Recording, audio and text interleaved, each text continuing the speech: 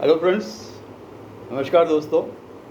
तो आज हम एक जो इशू ले रहे हैं, दैट इज़ द आउटकम और the next level of things that are happening after our victory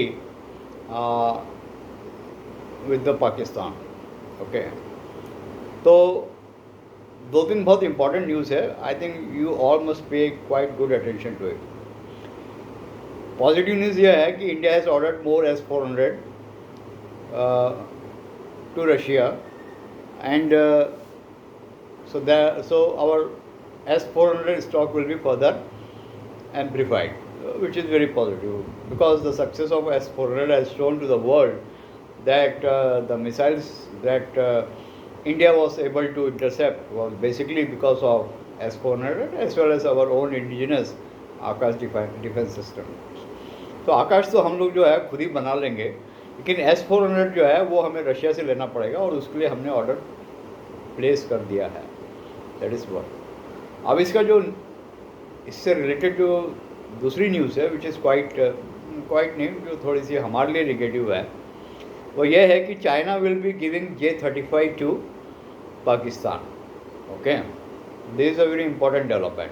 सी, अभी चाइना ने उसको J-10 दिया था, J-17 दिया था, जो कि भयंकर रूप से मार खाए थे ये जो वार हुआ था पाकिस्तान के साथ।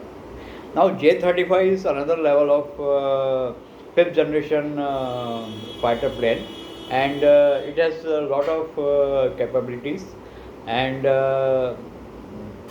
our interception system may be truly tested. Okay, so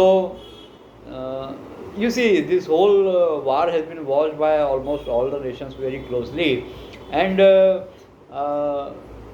which system has worked good, which missile has worked, so everyone has noted.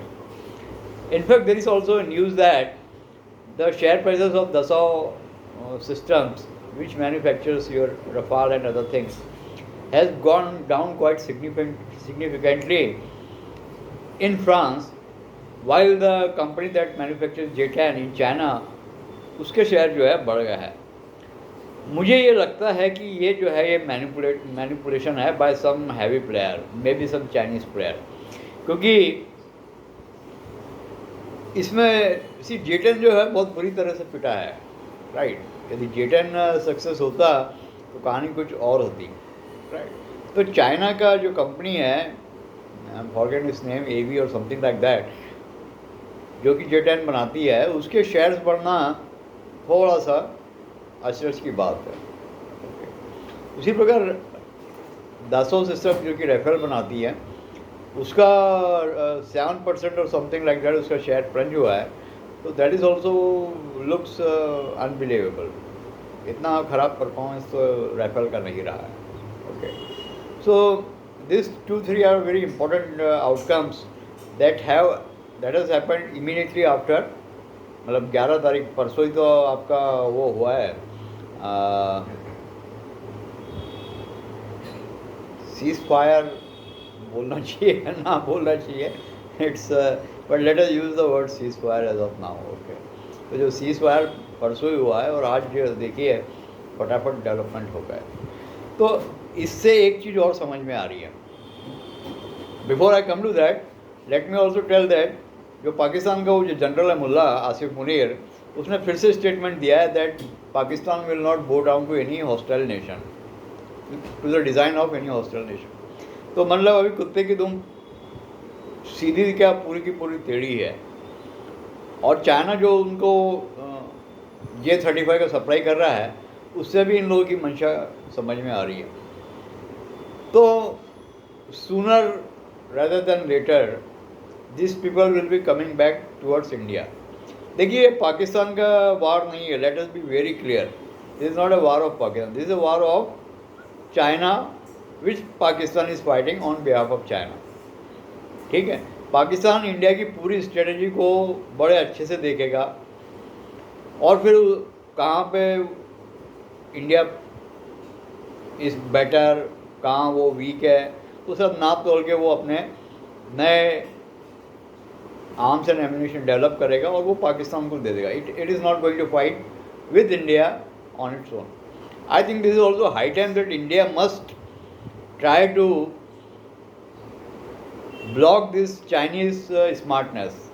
देखिए, चाइना हमारे साथ तो ट्रेड की बातें करता है और बड़ी अच्छी बातें करता है, right. On the same time, at the same time, it gives lot of weapons and arms to Pakistan. तो ये तो मतलब बिल्कुल खुला खेल हो रहा है चाइना की तरफ से. I think India has to do something with China. मैं ये नहीं बोल रहा हूँ कि वार करे, पर कुछ इलाज करना पड़ेगा. That can be either with respect to trade or with respect to some other arming some other nations like Philippines and Vietnam and others, Indonesia, जिन सबको खतरा है चाइना से. And also India has to procure more weapons from US. See, US ने भी इस जो पूरे वार में अपना निगेटिव रुख दिखाया, वाइस वर्सा इंडिया. पहली चीज़ तो यूएस ने जो है इंडिया और पाकिस्तान को एक ही तराजू में तोला है, which is very wrong. Okay, so what Trump has said basically that, पहले तो उन्होंने ये बोला था कि बोथ कंट्री हेड्स, पाकिस्तान और इंडिया के, are good friends of mind. और अभी उन्होंने जो कल परसों जो उनका स्टेटमेंट आया उसमें उन्होंने कहा कि we are soon going to have trade deal with India and followed by Pakistan. तो ये जहाँ जहाँ इंडिया का नाम लेते हैं वे पाकिस्तान को भी खींच रहा है बीच में. और ये जो पाकिस्तान का जो अभी सीज फायर जो करवाया है वो भी इन्हीं लोगों ने कराया. यदि इंडिया को 1 या 2 दिन और मिल जाते इस वार को खींचने में तो शायद कहानी कुछ और होती. मेरे ख्याल से सिर्फ 1 दिन और चाहिए था. हम उनके ठिकानों तक पहुंच गए थे, ठिकानों को डैमेज भी किया है, पर वो डैमेज कैसा है कि it can be recovered with in I think 6 months to 1 year, 2 year, that's it. हमें चोट ऐसी करनी थी कि इनको जो है रिकवर करने में कम से कम 10, 20, 25 साल तो लगने चाहिए थे. इतनी इनको हार्म या हर्ट करना चाहिए था. अब ये जो है उल्लू के पट्टे फिर से खड़े हो जाएंगे and they will again target India. And I think within a month or so you will see that happening again. Month या ज़्यादा से ज़्यादा 2-3 महीने देखते, क्योंकि पाकिस्तान सुधरेगा नहीं. चाइना उसे यूज़ करेगा, पाकिस्तान को समझ में आएगा नहीं. समझ में आने का कोई मतलब भी नहीं है, क्योंकि उनकी आर्मी इसी दम पे पलती है. They are mercenaries, they fight for their own benefit. They don't keep the national interest over and above their own benefits. तो उनका जो साम्राज्य चलता है that is because of this thing. So India has to be alert. हम ज़्यादा खुश ना हो, ये मेरी पर्सनल ओपिनियन है.